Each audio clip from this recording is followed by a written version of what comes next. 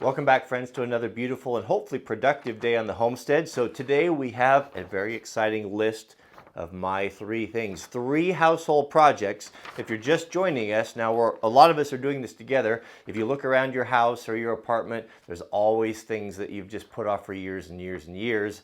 And this is a way for us to try to get a handle on that and get caught up on those things. So what we're doing here in the homestead, Mrs. W and I kind of walked around and we did a big identify and execute what are the really pressing things, what are the most important things that we need to get done, and then we funnel our resources to that. So what kind of our approach is kind of a room by room assessment of what was left, little things that needed fixed or things that never got done that we can jump in there, tackle them and get them done. So today we're going to be covering my office. So the office for me is it does a couple things. So it's where I do all of my work. It's where I do all my computer work and video editing. It's also where I store gun-related stuff, tactical stuff. It's where our secure storage is, ammunition, where we clean guns, and also Jack has a portion of it. It's where we spend time together. So Jack is really, he likes to play video games. We give him an hour a day to play, and then he also lets us, there's one day a week where the family plays. He gets to choose on all three of us, because he likes to share. So that's also a portion of that office. So let's take a look at the list really quick, and then we'll get into get everything sorted and get these projects done. Let's take a quick look at my list here. So what I do is I date them, and we have, of course, our I and X, identify and execute. So to identify the three things, I list them here. So today we need to do the curtain rods. Curtain rods because I have to have blackout curtains in video editing. I look at the screen and I can't have light coming in. It's a corner office. It's really bright. So I have to have absolutely no light. It really bothers me. So what I've done is I've identified the tools and the materials that I'm going to need to get that job done. So I sit here and look around and think, and that way I can get started and I don't get bogged down and have to go and grab something because I forgot. Number two, we have some power strips to mount. We have we'll talk about the carpet here and the race and our 1 million subscriber deal. Something I've been putting off. And then last is an attic latch up above here because the wind blows through this old drafty log home and blows the latch or the door out that falls on the ground. So we're going to fix that. So this should be everything we need to do our jobs here. I just can't stand to get it started on a job and then have to pull off and go look around for something. A quick side note. So as you guys know that are coming to the million subscriber party, that's coming up this Sunday. And this is my last final plea. If you ordered tickets and aren't going to make it, please let us know because we still have a waiting list. It's been a little bit, I don't really know it's been difficult to kind of figure out what to do because as you know, we're covering the entire cost of this whole party. We're paying for the event, the food, and everything. And the tickets were just there because we had limited space, and so we made those available for free. And what a lot of folks did, or several folks did, is they're contacting us and saying, "Oh yeah, well we claimed 6 and we claimed 10, but we're not going to be able to make it." So please let us know if you can't come because we have all the food purchased. We have everything ready for 400 people. It would be kind of a bummer that folks can't go because you claim 10 tickets and are not able to use them. So just as a courtesy to us and to those folks that would like to come, please email us ASAP on that. All right, let's get started with the charging station. I use a lot of rechargeable batteries, from flashlights to radios to camera stuff. I mean, just like I think most of us, the Eneloop batteries have gotten so good that there's just no reason to go through really buy alkalines anymore unless you just can't get to a charger. So having a dedicated charging station, this was kind of my intent, and it hasn't worked out very good because I haven't got it organized. So this is on top of one of my gun safes here. And we want to turn this into our charging station. So I have a little piece of backing here. We've got a nice power strip. So what I think we'll do is we'll mount. I have enough cord there. If we can mount this up here like that, then we'll have our AA rechargeables, camera rechargeables, and then we'll have a little station here for that where we're changing stuff, like a little workstation. So I don't like having a metal workstation very good. It's kind of cold, and when you're dealing with cameras and nicer things, it gets all scratched up and beat up. So I cut a piece of carpet, a little piece of my indoor-outdoor carpet here. It's just so much nicer. I put this inside of my, here I'll show you over here inside of my gun safe, or one of my cabinets. Like this top shelf right here, this is my storage cabinet for camera stuff and lenses and things. But this top shelf is kind of where I put my EDC stuff. I've keep my carry pistol here and my keys and wallet, and I can lock it up, and it's always just in one place, sunglasses and stuff, the stuff that I get to all the time. So it's nice to have the carpet on there. It just keeps things from scratching and just feels warmer and nicer. A really handy thing when you're putting together your toolkit for your repair stuff is have some sort of a little divider. This, I don't know if they still make these anymore, but this is the best one ever. What was this? Parachute bag. Maybe you look it up. Maybe they still do. But it's got like 8 little pie-shaped dividers in there, and you grab it with the paracord string. And I've got all my common fasteners and different things in there. So I'll have a few nails and different size screws and sheet metal screws. And so, you know, it's not going to have everything that you own, but usually if you set it up right, you can grab this, and whenever you need a screw or a nail or something, you're going to have it there. You're not going to be running around wasting time. So this is the best one I've used because it sits so flat, and you can squish it into toolboxes. It's really good. We could install our carpet here. So I had a little notch there for the cord to come up through the backing. I've got all of the safes, the gun safes and ammunition and everything under lock and key. And they're all bolted together and bolted to the wall. So that's why those backings are on there. My old neighbor Henry, he carpeted his mailbox. He was always telling me about that. He was really proud of that. He said it made his mailman really happy. Every time he put mail in there, it had a nice little carpeted surface on it. Okay, so to secure carpet like this is just, of course, cheap indoor-outdoor stuff. I use it for all sorts of things. I might just go put a piece in my mailbox in honor of Henry there. One way we can secure it kind of temporarily, but a good way is shoe goo. So shoe goo is a super handy stuff. You can just put a couple dollops on here, and what will happen is if you do change your mind or you want to change your carpet or something, you're not cleaning off glue and ruining the coatings on the boxes or whatever. You can just peel it right off. It's great stuff. Just little dobs like that, and maybe on the leading edge here we'll do a couple more so it doesn't lift. There, I like that. This is going to be nice. How about that?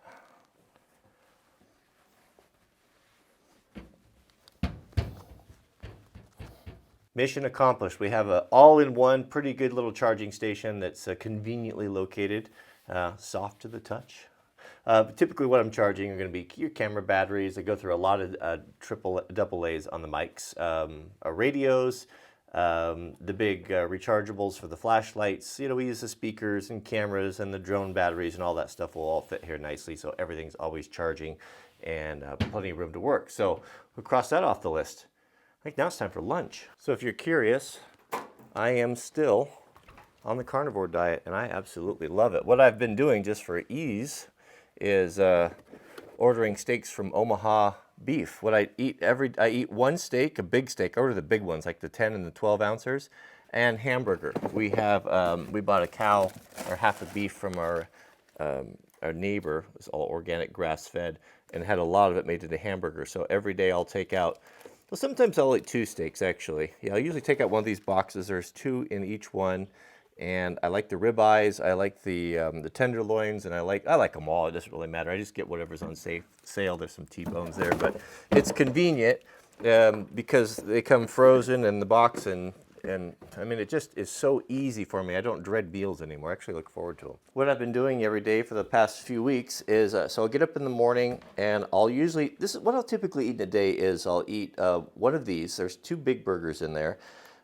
It's super lean, nice meat, and then I'll take, I guess I have been eating 1 to 2 Omaha steaks a day.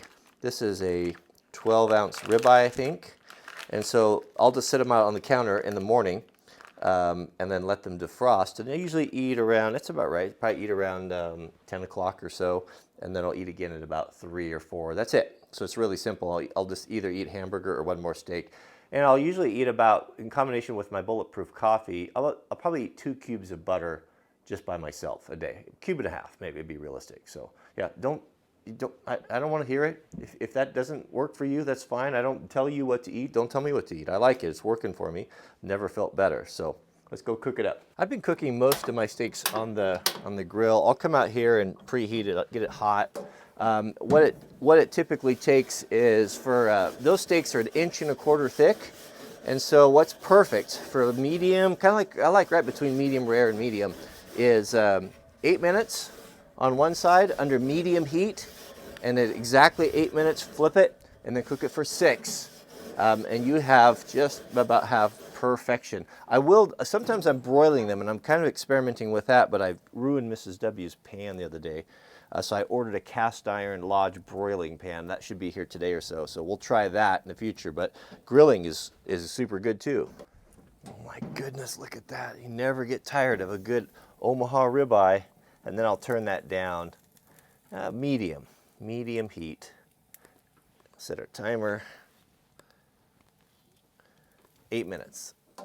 On a side note, if you use your grill a lot like we do, and you're tired of the cheap, poorly made, all show, no go grills, we finally found a good one, the Blaze. If you want to buy one that's gonna, if you look after it and take care of it and rebuildable and it'll last the rest of your life, this is the one. Everything inside, all of the burners and all that are all solid stainless steel, and it's made like a tank. They're more money than your cheaper ones, your bargain basement ones, but they are well worth it.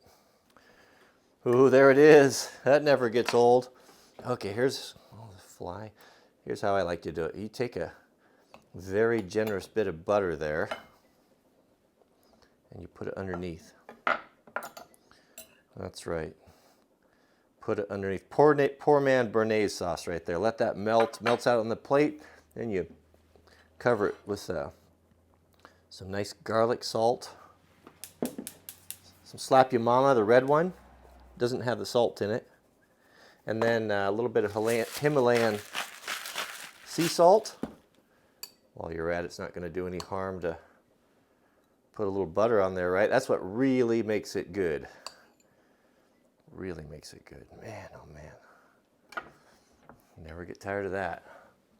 So for our curtain rods, we're going to be using these. These are really charming. They look very Swedish. It's a 1-inch painted rod, but I like the way they mount. Their mounting system is cool, and they're really affordable. So you can see, see how big they are? The bar mount sits right in that.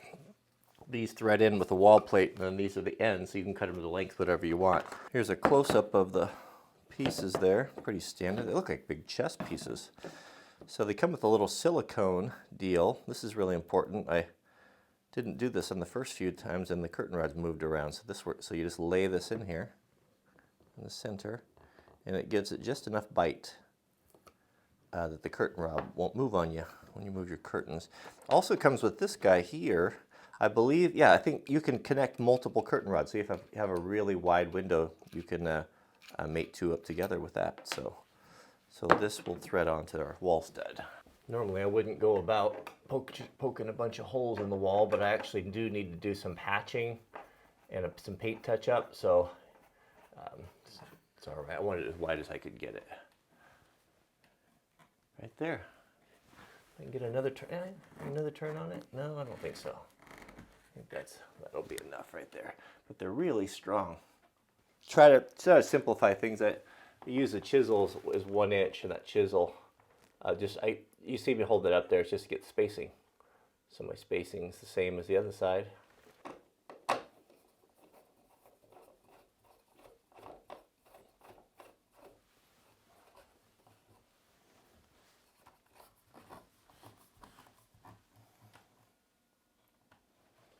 If it's possible, I always try to get those curtain rod mounts into a stud, because you can use drywall anchors and such, but they almost always pull out. Sometimes it's not an option, but and usually on the sides of windows, you're going to have usually 2x4s, several of them stacked together to support the weight of that header across that window. So just take a small nail or a stud finder, whatever you have, and find that, and get them as far apart as you can. But this seems to look pretty good. Now, I didn't mount that one over there solid because we want to make sure it's pushed down into the silicone. as far as it'll go, and then we can check it for level now. And if we are indeed satisfied with it, which looks great, we can go ahead and put the final screws in. Our blackout curtains are going to be way too long, so you can see they thread here in the grommet, so we need to hem these. I don't want them hanging on the ground and getting all dirty. So this will go on here like this. So what we need to do is, we need the measurement from the top of that grommet down to the floor.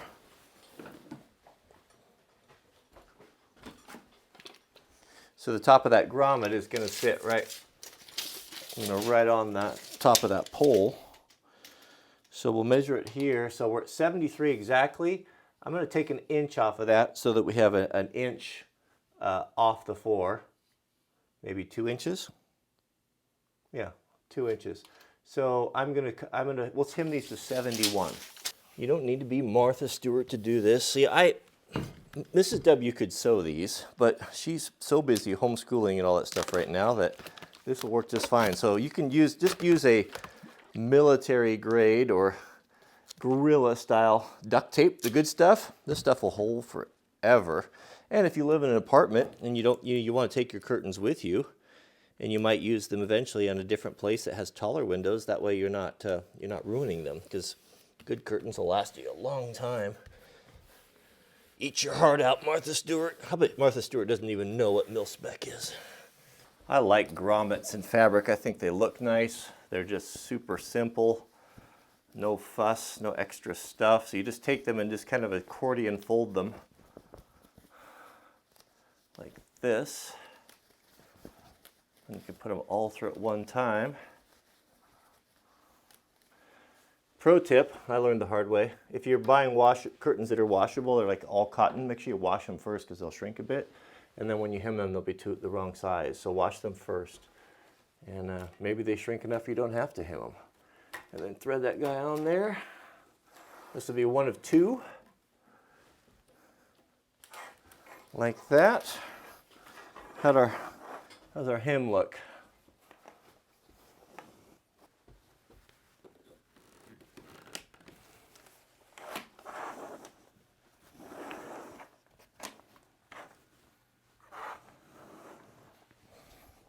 We're moving on down the list with the battery station done, and we've got both the curtain rods up and the curtains hemmed. We have to move on to the attic door. So I built this attic door, and the strangest thing happens.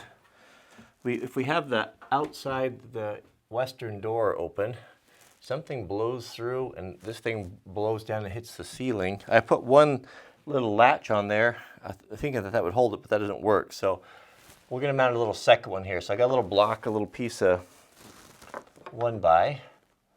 I'm hoping that there's some backing back there. We'll use that to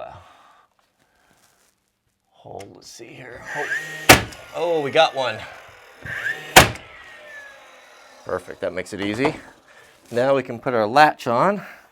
To hold that in, I just used these little bronze gate latches. And then got that one up there. So that will take care of that. We'll caulk and paint. This actually still needs another coat on it, so we'll caulk and paint that when I get the paint stuff out. No reason to do it now and have to clean up twice. So, all right, let's move on to the next thing on our list. Time to hang up our 1,000,000 subscriber plaque. I was a little disappointed when this came. I kind of like the old ones. This was the silver one. See how it's got the silver play button in there? And they changed it to this one, which is okay, I guess. It's not as nice as the other one. We've got to put a couple screws in here. It holds two at 7.5 across. We'll pick it up.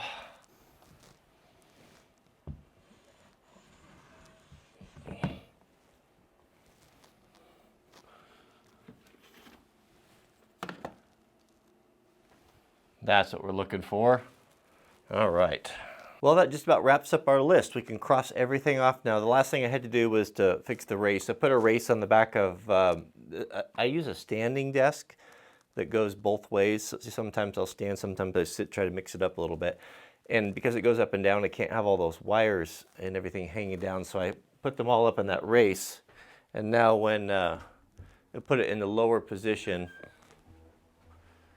it's not going to snag or catch on anything. I just have one heavy wire feeding the power strip coming up, and then everything should be good. All right, I'll give you a quick tour of the workstation here, and then we'll pack it in. The office is where I edit all my videos. One thing I invested in finally was a nice chair. This is a Steelcase Leap. I tried all of the chairs, the Herman Millers and such, and this one was my favorite, that fit me the best. When you spend a lot of time editing and sitting and doing computer work, it's made a huge difference. I just used to get cheap, $100 chairs and didn't really know about the difference until I sat in a proper one, and it makes a big difference. So the sitting desk, or the desk is in a sitting position now, so I can click this guy right here to 2, the presets, and go up to standing. So I do all my editing on a iMac, and then I use MacBook Pros as well, and I edit with the trackpad, or touchpad, what do you call it? Touchpad and keyboard, pretty standard, and it works out pretty good. I put this little heater right here because this portion of the room is pretty far away from the wood stove, and it gets cold in here, so I just have the little oil heater in there. I really like that. That works good. So that's why you can see here why I've got to cover those windows, because that light coming in and really distracts me when I'm trying to edit and color grade and stuff. And this here is still a problem. I forgot to get the curtain rods for the door, the French door as well. So we're gonna have to pick that up next time. But microphone stand, all that stuff there, so pretty standard. But the standing desk, if you don't use one, it's very nice because it's hard on your back. You put a lot of pressure on your spine when you sit a lot. So if you have a job where you're sitting, I'd really recommend it. And they're not expensive anymore. I just got this one on Amazon. It was a couple $100 just for the electric base, and then I just got a piece of butcher block, and just screwed it on there. So it's nothing really fancy. I do really like having a lamp, since my eyes are not as good and it's dark in here. So I like the old school articulating lamps. You can come in here and do detail work if you're working on whatever you're working on. But that coming around here, we've got the small table. So Jack and I will just do little projects, or usually there's just storing stuff on it. And then this is Jack's desk with his games on it. It's a pretty small office, but it's a good use of space. Very nice. We have a bathroom, our own private bathroom there off the office. And then our cabinets for storage. So the cool thing about going through all that tactical gear like we did the other day, and I'm almost done with it, the end result is that all of it, including all of the ammunition and all of the firearms and everything, apart from the safes I have up in my bedroom, all going to fit right here. So I'll have all these boxes. I'm going to switch these action packers, all these boxes, and then I've got them, the cool tags. So I label them. Let me show you that. So on my boxes, I had these little guys made, these little round ones. So that's tactical gear and stuff. I'll have one that'll say photography, one that says dirt bike, fishing, hunting. That way I can keep track of everything and look at it. So when I have them all stacked up on a shelf, because they all look the same, it's hard to tell. So those little knobs, little deals on there, color coordinated, and they work out pretty good. But the nice thing about it is that everything will be right here. Gun cleaning stuff, magazines, all my batteries, optics, all that is in one spot. I know exactly what I have. I can keep track of it, and it's not spread out all over the house and just a nightmare. So I do have a lot of extra boxes and things that I'm not using for the gun safe that I will want to use in the future. So I'm just going to put some long-term storage. I'll get the small, like the 8-gallon ones like we used on the truck survival kit, and then store all that stuff up there, because I'm always kind of changing things around when you get a new rifle or you get a new all that stuff is always in motion. Then we finished up our battery station, got our pictures hung, finally got Granddad's picture hung like that right there. See the resemblance? Looking at myself. And another thing I got from him that I put up that's kind of cool is the old school weather station. I remember that at his house. It was a good one. Solid walnut. All this stuff is all solid brass. It's got the mercury thermometer still, and the barometer. So it's kind of fun to have that there. I don't know how accurate it is, but it's pretty cool.